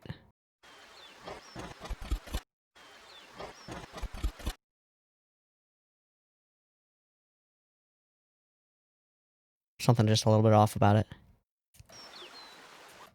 Interesting. Again, beautifully rendered landscapes. Big focus. Cool. Moving along. More peeps in places. Little child approaches us and introduces us to the joys of the festival. What's the matter? Thank you. Have spray. This is also a really fun cut, just because we immediately hit firecrackers after the like hard cut into it. It's cool. Yeah. And it's overwhelming, but it's celebration. It's joyous, right? And the insanity begins. So this looks like it's about people, but it's not. It's about culture. There's a difference. One's about persons. The other one is about people. This is about people. This is about festival. This is about tradition. This is about something. I do desperately wonder how dark this show will go, and I genuinely kind of hope that this scene is revisited in a horrifying way, just because it would be the most awesome thing. Now, that's not to say that I want these characters to die, or I want this show to be full of blood and murder and death, but if it is, then goddammit Mamoru Kanbei, you'd better come back to this scene and recreate elements of it and completely recontextualize it. Please, it would be the best thing. Ugh. All right. So, fun, rack focus to the background. There is some effort in, like, everybody's doing this, everybody's having fun. Of course, it's one single animated loop that just goes, where all the characters are like, whoop, whoop, whoop. Like, look at this boy right here. He's just like, whoop, whoop, whoop. You can really see it if I, actually, let me do this. Let me just, and then I'll just copy this to a new timeline. And then I'll just paste it like 10 times in a row. And full screen. Okay.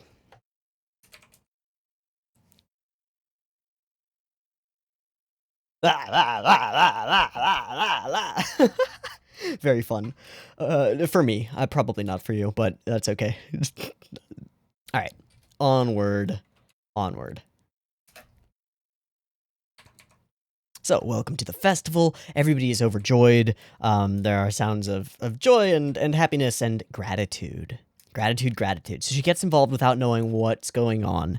I think this is maybe a character trait of hers, jumping too quickly for things, getting involved in things without understanding them. I mean, from the first thing that we find out about her, she's a volunteer for the army when nobody wants to be in the army. She dives into things without understanding the total of the totality of the context. She wants to be a bugler, so she joins the military. Okay. Weird choice. But it's lovely. And she's just sort of, like, she's good at it. That's the other thing that I should say. She's good at jumping into experiences and just being so positive and, like, flowy and, like, yay, well, let's do it. That people can't help but go along with it. And she has a good experience with it, even if she doesn't understand it. Because she makes a good experience out of it. It's very Yui, very, very, I'm a positive character and the world will become more positive because of me. Fuck yeah. But also a character who needs to grow. She doesn't seem like a flat character, partly because she's terrible at music, and also a total goober who doesn't understand things. So, I don't know. This little character in the front is very fun. I don't know. There's this moment, and then the little moment where she like, runs up in front of us and, like, strikes a pose. That's great. I like little things like that. That's character to the world and the people in the town. It makes it feel alive that there are little kids running around just, like, looking for somebody to, I'm gonna get somebody. Okay, so the whole festival feels like where did I write it down? I wrote it down somewhere. La Tomatina in Buñol, Spain. And indeed, the architecture looks Spanish. I don't know if it looks like Buñol because I can't find pictures of Buñol without being covered in tomato juice. But it's very similar to the La Tomatina where people throw tomatoes at each other as a celebration. Yay. Also, Spanish red tile architecture, colored houses. It all fits. It works. Cool. Great. Solid. Okay, what else? Cheerful and Pollyanna, optimistic and perfect pitch, society is the main character, Kanata is a window for vicarious wonder, diegetic fan service we will get to when we get to it. Cool, we'll just move along. We basically covered all of my notes. Now we're just picking up on things as we move through. So Rio passes by. Oh, yeah, wait. In the very first scene that she enters the town, there's a good framing. It's just good framing. It's nothing crazy. Not there. She's in the background of the shot. There. Yeah, this one.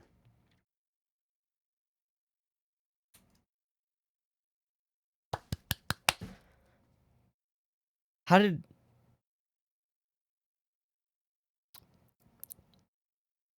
I see her? That's the question.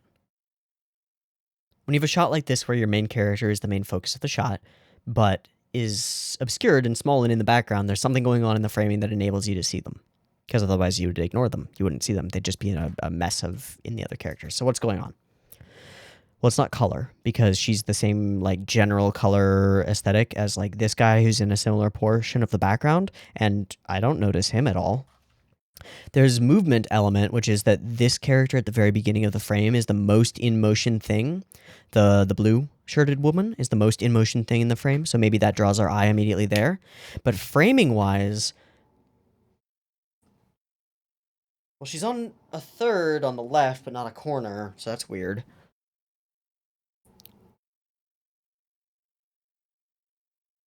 The foreground object is really important, isn't it? The dude holding the ladle closest to the screen. He's really important here, isn't he? Okay, so I'm trying to work out in my head how nothing else in the frame takes my attention immediately. Because my attention is immediately drawn over to the left side of the frame, and then it's immediately not drawn to the foreground object of the guy on the left side of the frame over here, right? Not drawn to him, but it is immediately drawn to the whole, or him over there. Whole left side of the frame is what's in focus to me, which is really weird because this side of the screen is more colored with the green and the orange, but the characters above it blend into it, don't they? Like, he blends into the green, he kind of doesn't exist. She blends into the orange, kind of doesn't exist. Okay, and then there are a couple other elements that help. This is a unique color in the frame, this green blob, and that creates a chunk of space that's cut out here that's like useless to us, and we immediately register that's just forest. A bit of sky up here. This thing is too foregroundy for us to really focus on. This character's facing away, so we don't care. This character, we don't really care. He's too far over to the right for us to care. This cuts off the far left side of the screen. And then there are only two characters whose eyes are visible, and this woman's face is the brightest. It's not the brightest spot in frame, but contrast-wise it is, because this guy against the white of the stone here, he's not really contrasty. He kind of blends into it oddly, right? Even though he's the brightest thing in the frame. So her face becomes the brightest thing in the frame because it's surrounded by darkness, right? So that's where my eye is drawn. It's drawn to her face. And then once your eye is drawn to her face, it's drawn by this line across left. It's this all blends together, like this character and her all blend together. So this is just a blob. This cuts out, and so all you can focus on is this. That's some magic. That's some framing magic. And it's not simple framing magic where I just look at it and I'm like, oh, there are guiding lines. It focuses on the place. That's simple. It's harder than that. But there is a horizon-ish thing going on too. Oh, yeah. Oh, like on that, like here, like from these heads and the top of this through these heads and over here, there are like elements that are different colors all the way through that lead us down this way. It's not that they lead us down, they lead us into depth, into the scene. But that's cool. Okay, I wanted to stop and look at that, and I'm glad I did. Because I think it's good. I think it's neat. Okay, we meet Rio. She's kind of just like, I gotta deal with this, fuck. We end up in this bathroom. It's got the same tile as the opening scene. I don't know what that means. I don't know if it means anything. I doubt that it means anything. It's just neat. And then we chat a bit, and that's fun. Okay, a legend. Maidens of Fire, yes. And we pan down toward the water, implying that we'll eventually get there, which I didn't catch at first, but it's there. That's neat. That's very neat.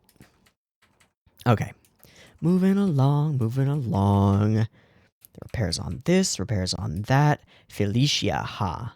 Well, she does immediately mention Felicia when the bell comes up. So that meddling and then a hard cut to her so we know who she is. Good juxtaposition to just demonstrate that's the character.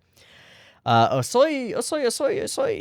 And I think we nailed both of these characters on first glance. I am intrigued by the little feisty one. She is cute. She is voiced by Karen, and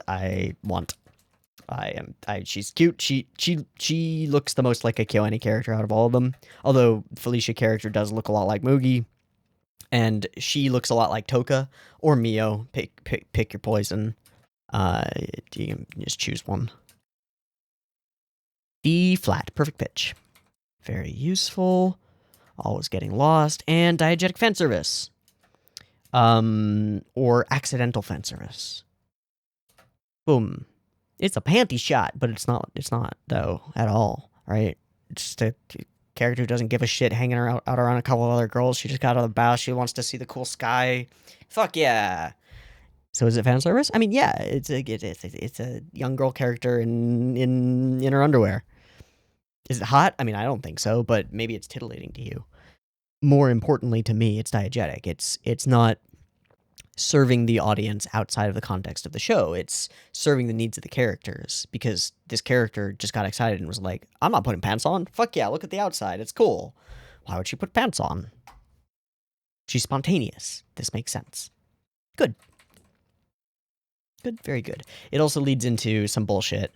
That the owl comes by and just like swoops through and steals the thing is pretty ridiculous. It is a fun cut though.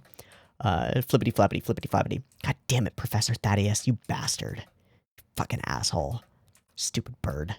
And she goes jumping for it. Again, she doesn't think too much. She does things. Really gonna die for something like that? Yeah. Okay. Osoi. Late.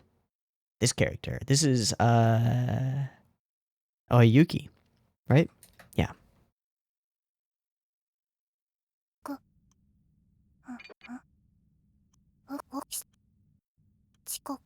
Oh yeah, totally. She's cute.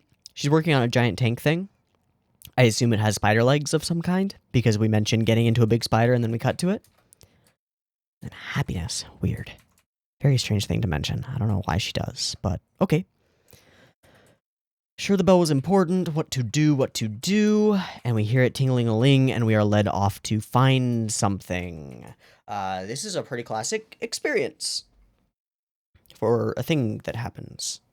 Character goes off in search of something, finds it. It's also the exact same thing that happened kind of in Flip Flappers. You go off searching for the thing that you found or heard or whatever. Yeah, cool. Solid. The style of this statue is, again, very religious, very Jesus on the cross, very much, actually, I would say it's very much a Spanish Jesus on a cross in terms of its style. If you've ever walked into a moderately traditional Catholic-raised Spanish home, there will be a Christ on a cross, usually made of ceramic or similar, and kind of painted up on their wall, maybe above a door, maybe above their bedroom doorway, always. Always there will be a crucifix, relatively detailed, and it'll look just like that. Except that this is a different story, a different religion, a different tale. Statue of the Servant of Fire, I assume. The Maiden of Fire. Cool. The ritual continues, casting water, and this is what she drew lots for, and she is reluctant to do this. We also get these beautiful insert songs, which help to continue to add more to the world, right? They add emotion, they add vibe, they add collective feeling. And that makes a ton of sense given that a portion of this show is going to be about connecting through music. Also, hey, Symphogear. Yeah, watch Symphogear. Okay, some cool cuts of her throwing water. They do look good. They're not high frame rate, but they're solid and smooth. This is good hair stuff, unlike some of the other hair stuff. Cool. And big transitional moment for her. This is essentially the call to adventure, I would say. That she's going after the bell in the first place, but then the need to leap. And I want to see this cut in frame by frame. Okay. So it's 2s into 1s, and then 1s all the way through to static. Cool. What about that? 3s. Why is that on 3s? What? What the fuck?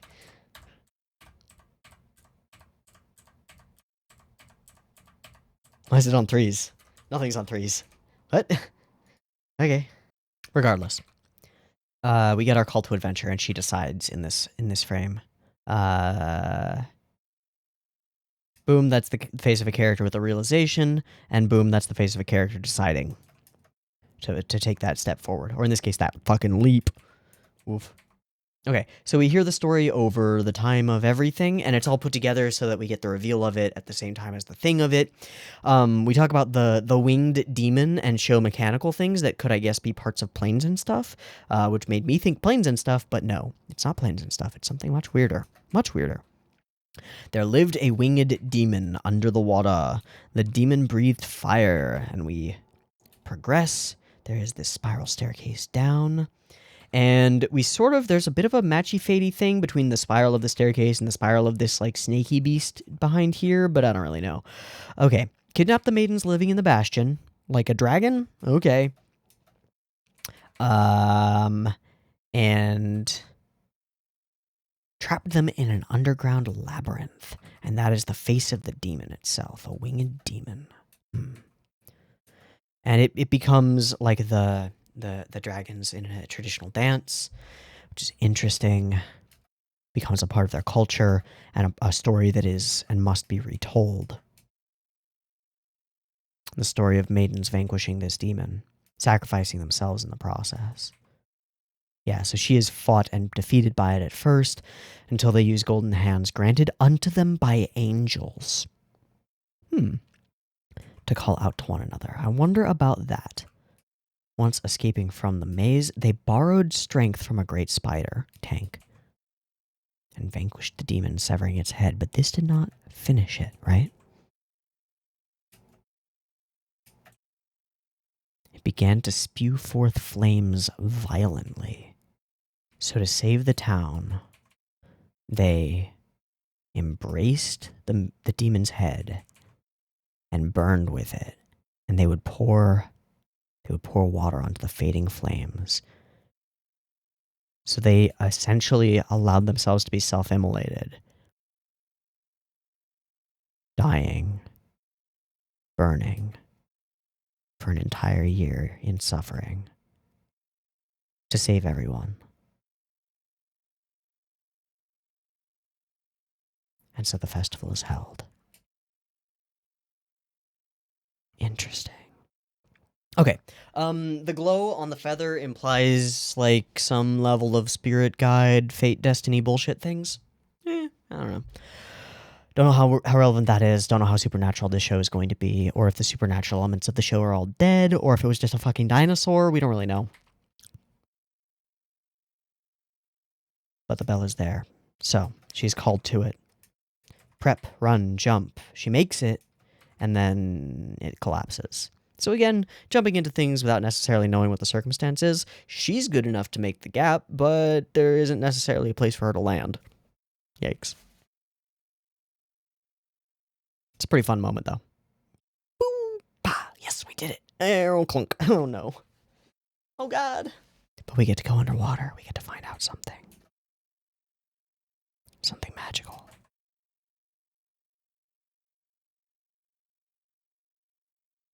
It's enormous, isn't it? It's feathered and fossilized.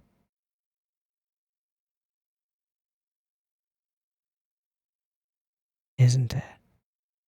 Or is it encased in a metal? Can't tell. But that is a huge creature, whatever it was. No, I mean, maybe it's some gigantic prehistoric bird, or a dragon, or a fucking dragon. I don't know. I'm gonna go out on a limb and assume that it doesn't matter because it's history, ancient history now. But she finds it. This functions kind of as a to the depths, into the abyss, to find some piece of information that inspires us to go forward. And equivalently, like, the people who stay home going like, well, I guess the new girl's dead. No, but she meant she didn't make it here to the festival. Well, really suits her. What a great idea it was to have her do it. So she lets this slip. Oh yeah, I'm actually in control of everything. But wait, we drew lots. It was totally fair. Oh God. Oh no. Yeah, that's horrifying. Okay, so I'm a good for nothing, aren't I? I suck. I'm the worst. I'm blah blah blah blah blah. I need to blow the horn. I don't much like this whole sequence. It's too on the nose. I don't believe that this character has reached a point where they want to be, where they would, like, genuinely be this introspective. I don't buy it. It's unfortunate, but I don't buy it. The whole sequence feels contrived, which is really unfortunate, because I think that these lines could matter if I believed that they were coming out of this character's mouth, but I don't. She doesn't strike me as thoughtful in this way. If we had seen more failure from her, then maybe. I'm a good for nothing, aren't I? When everything that she's done up to this point in the episode has gone pretty well. But it ties into the back thing, and that's fine. That's the feeling that will be conducted, is the important line here. That you can convey feelings through music. Sounds will always resonate. These are very important. They're the means of communication across boundaries. So we go for it. She's terrible. But that's totally okay, because it is magic. And they believe that it's magic. And they freak out a little bit. But someone please hear my sound, please call back. And she does. Thank God. And Rio will become her trainer. Sounds resonate, and so she is found. And brought back and made safe and helped back to health. And then we bring her to the tower. To the tower. And from here... I don't know what the bell is, but it's important somehow. But from here, we will teach you why we are called what we're called. Let's herald the beginning of the day. Yeah. And there's that joy. She's overjoyed at this experience. It's wonderful. It resonates. It's resounding. It's good. The sun is coming up, and now it's your turn. Blow that bugle, girl. And she's terrible at it. And that's all that matters. All the environments are excellent and gorgeous and beautiful as we cut through them for this. It's nice.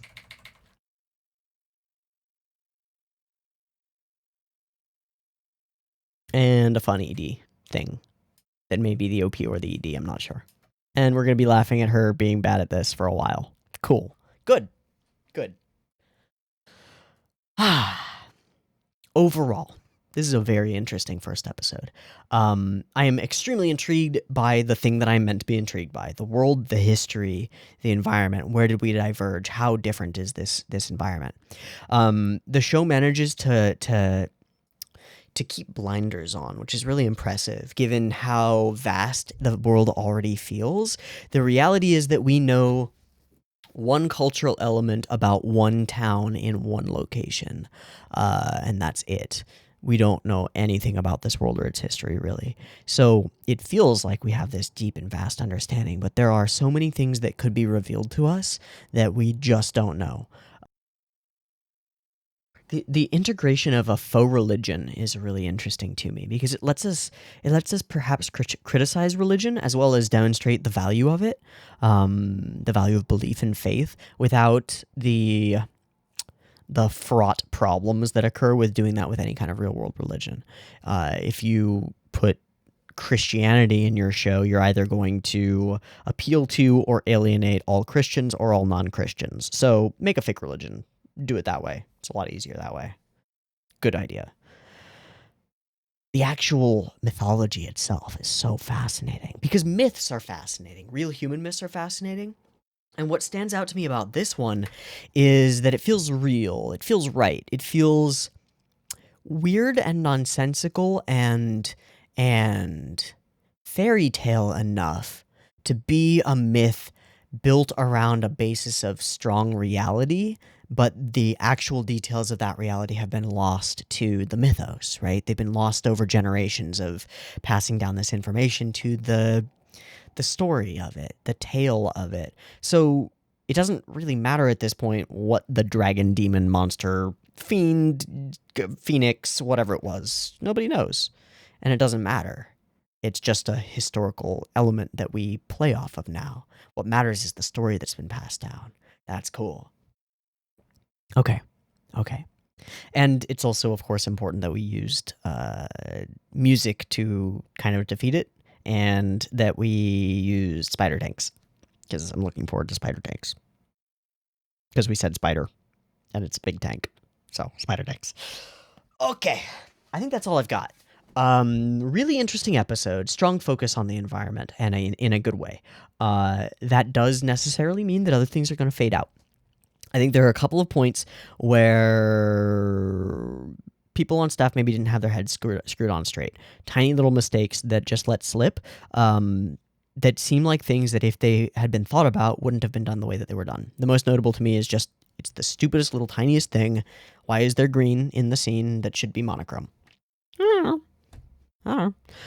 And there are some parts of the animation that aren't the best I've ever seen. Some of the hair stuff is meh. Some of the background character movements are okay. I don't mind that too much. I don't mind any of that too much. It's not really the focus, and so I don't have a problem with it. If this were deeply character focused and all the character animation sucked, we'd have a problem. If this were deeply environment focused and all the background environment sucked, that would be a problem. But instead, this is deeply background and environment focused with a moderate focus on characters who serve as vehicles for our own enjoyment of their world. And I think it balances out where its time and budget is allocated pretty well to convey that as well as it wants to. What else about this show is interesting? Well, we don't really have any direction yet. We just have a girl who's bad at the bugle and wants to be good at the bugle. And some mythology and stuff.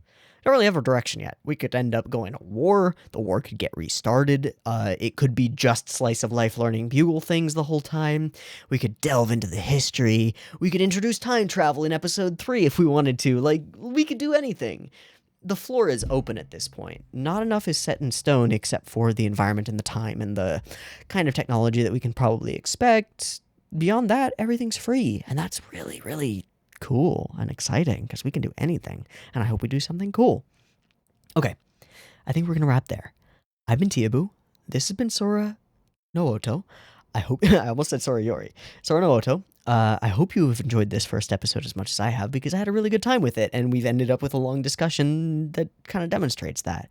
There are flaws to it, absolutely. I do not think that they are dramatically problematic flaws. I like the show so far. I like the production of it. The music is solid. Thanks, Kajiura. The voice acting cast is, again, stacked, and it shows. Even with some of these characters only having a couple lines, you can just tell they are working on it. They're pushing. Music's good. General background art and animation and stuff is good enough. I'm happy. I'm excited. I'm excited. Looking forward to more backgrounds and environments and stuff. Cool. That's a wrap. Me, Teeaboo, Sora no Woto, episode 1. Hope you enjoyed it. Hope to catch you next week for more. If you want next week's episode a little bit early, it'll be up on Patreon sometime today. See you next time. Peace.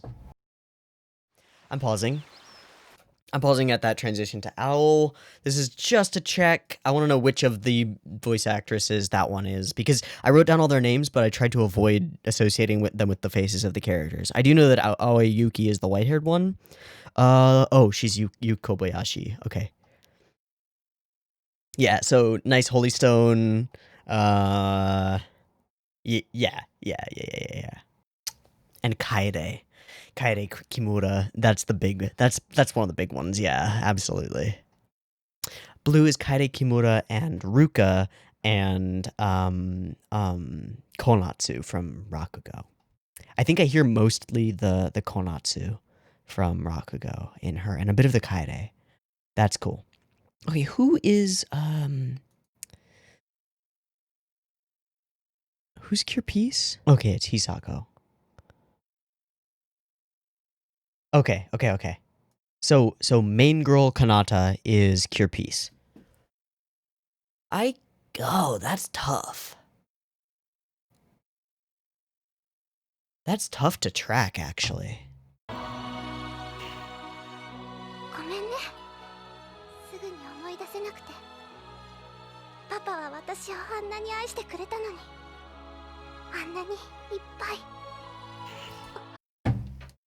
Okay, I can hear it. She's very forward in her mouth as Yayoi, as Cure Peace. She's back further and more diaphragmatic as Kanata. That's interesting. I'm thinking about voice acting a lot more than I used to. I'm actually, I don't know. It doesn't matter. Let us continue.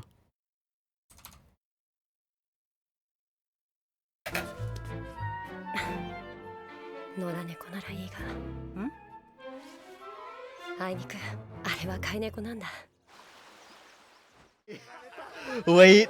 Oh no. I just had a terrible idea. Oh no. How dark is this show? It's a war story. How dark is it? Can you imagine she goes off to like a training camp for a week and she goes back to the town and it's just corpses of all these people, and instead of that liquid running down the street, it's just blood. Just blood, and the fountain is just blood. I can imagine that perfectly. That would be great. Mamoru Kanbei, please. Oh no.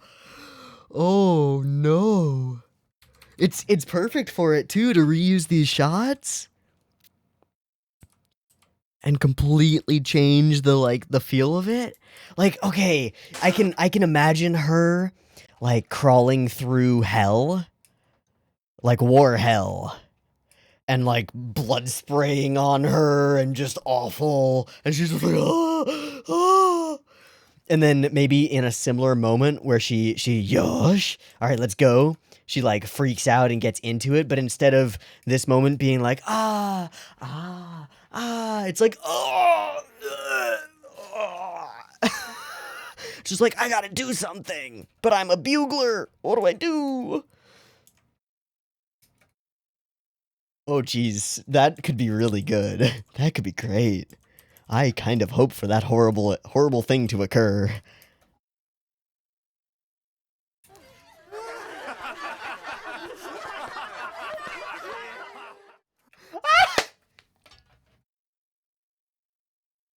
We fucking got them all. We got them all. Oh, man. Nailed all the characters from designs. Boom, I'm excited. All right. Who is that? Who is that? Who is that? Who is that with the... Yeah. That's Eri Kitamura? Oh, yeah, it is. Oh, yeah, it is. That's Karen. Yep. Uh-huh. Okay, 100%. Osoi! Ah, yep, that's Karen. Nobody else. Nobody. Oh, yep. Yep. And also Saya Takagi from High School of the Dead and many other things. Yep. That's perfect. Okay, great. And then who is playing Felicia? It's Aya Endo. And she's totally hitting the Mugi. I mean, she's been hitting the Mugi pipe real hard. But that's, yeah, she's Chihaya. But she's doing way more of a voice, you know, like she's doing way more. Yeah, Miyuki. That's why they hired her, because she does Takara Miyuki from Lucky Star, and that's the perfect voice for this. Okay. She's also Kateria from Violet. But she works perfectly as a soft-spoken, older, big boobs, big sister type who pretty much runs things and has more power than she lets on. Fuck. It's perfect. She's the big guy. Oh my god.